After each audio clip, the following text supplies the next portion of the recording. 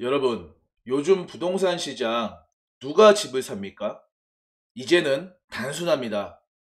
현금 많은 사람만 집을 살 수 있습니다.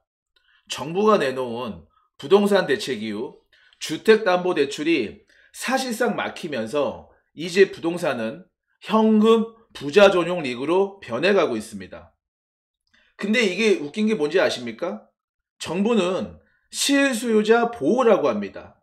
그런데 정작 실수요자는 이제 대출조차 못 받습니다.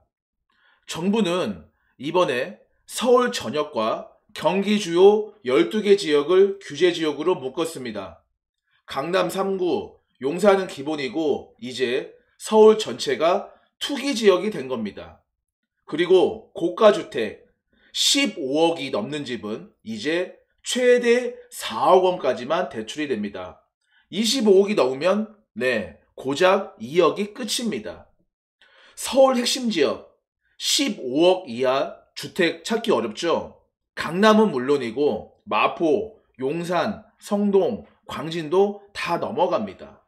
이 말이 뭐냐면 서울에서 집을 살려면 현금으로 최소 10억 이상 있어야 한단 말이죠.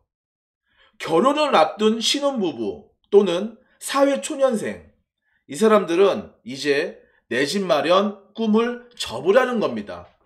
은행은 문 닫고 현금 부자만 웃는 세상. 그게 지금 우리가 사는 대한민국입니다. 이 대책의 또 다른 핵심은 대환대출, 즉 갈아타기가 막혔다는 거죠. 예를 들어 볼까요?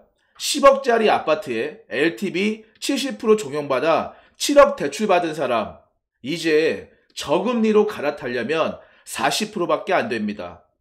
쉽게 말해 대출이 4억으로 줄고 나머지 3억을 한 번에 상환해야 갈아탈 수 있어요.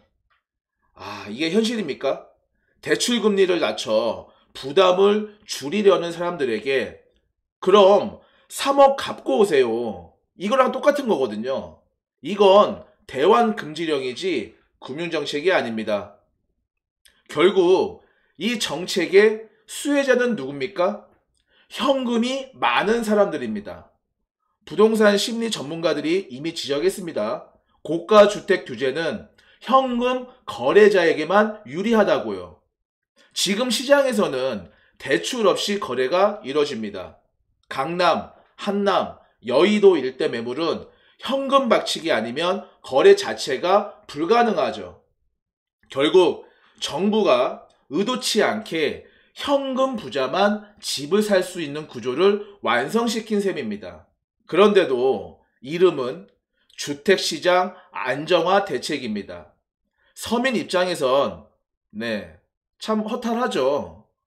요즘 직장인들, 신혼부부들 사이에서 이런 말이 나옵니다. 정부가 우리를 투기꾼으로 본다. 열심히 일해서 대출받아 집 한 채 마련하려는 사람들, 그게 투기입니까? 아니면 노력입니까? 지금의 대책은 투기 차단이라는 이름으로 서민의 삶을 틀어막고 있습니다. 신용대출 조금만 있어도 집을 못 삽니다. 1억 초과 신용대출 있으면 1년 동안 주택 구매 금지예요. 이게 실수요자를 위한 정책입니까? 이건 그냥 현금 부자만 들어와라. 이런 입장입니다.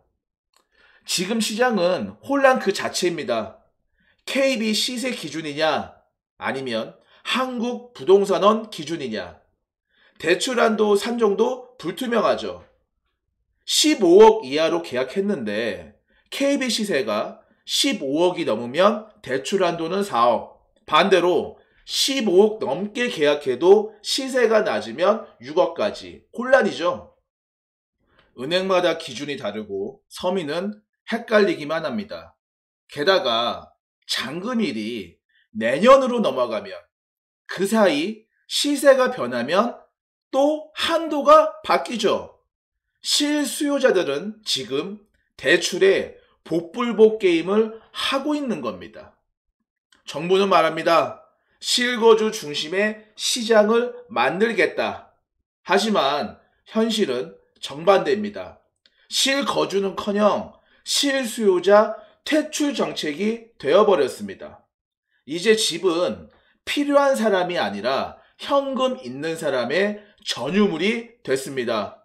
국민의 절반 이상이 전세, 월세로 살고 청년들은 대출 한도조차 몰라 많이 어려운데 정부는 또 새로운 규제만 내놓습니다.